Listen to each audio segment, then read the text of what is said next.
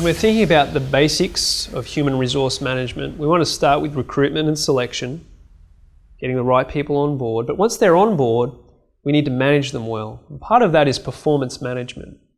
Performance management scares people, but really it's just a simple system for allowing people to set goals and tracking their performance against those goals and then rewarding them. It really should be simple, because as soon as it becomes complicated or convoluted, people start to just either opt out by ignoring it or just ticking the boxes and going through the motions. Good performance management should be based around 4 R's. That should be results, revelation, regularity, relationship, and reward. So the first thing is results. Performance management should be about encouraging people and helping people to set goals and achieve results that are tied in with the strategy of the organization. We don't want people just doing stuff for the sake of it. We don't want them being really productive in an area that's got nothing to do with where we're going. We want them to be setting goals and achieving results in line with where the organization is heading. The second part is revelation. That is, performance management should reveal both strengths and success and weaknesses and areas where performance is not doing so well. It should really show up where there is a need for more resources, a need for training, or a need for discipline. So performance management should be about results and also about revelation. Third point about performance management is that it should be regular.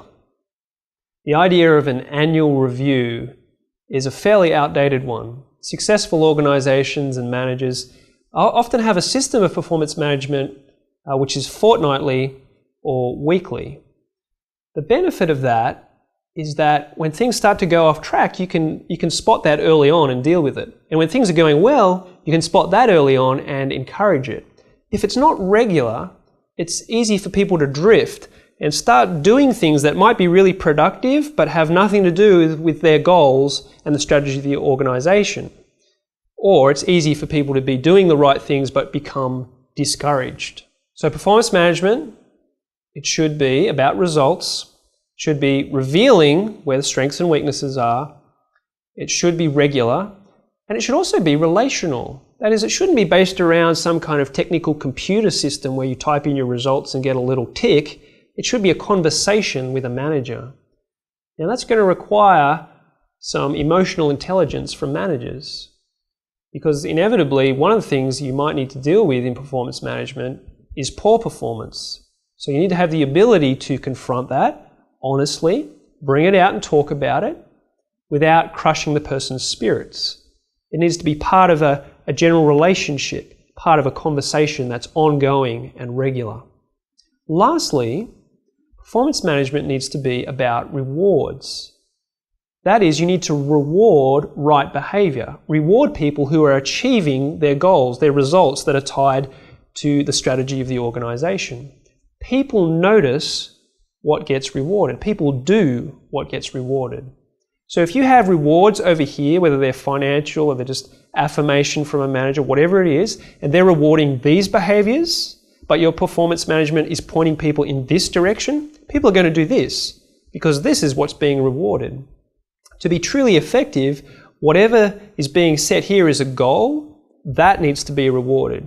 That's when people will start to notice. That's when people will start to change their behavior, because you're rewarding them for results. And that's when you'll start to get some real business success, because those results are tied to the organization's strategy. Interestingly, performance management will work both ways. It will enable the organization and the manager to see how the individual's going and to manage that performance. It will kind of reveal that. But it will also help the individual see how the organization is going.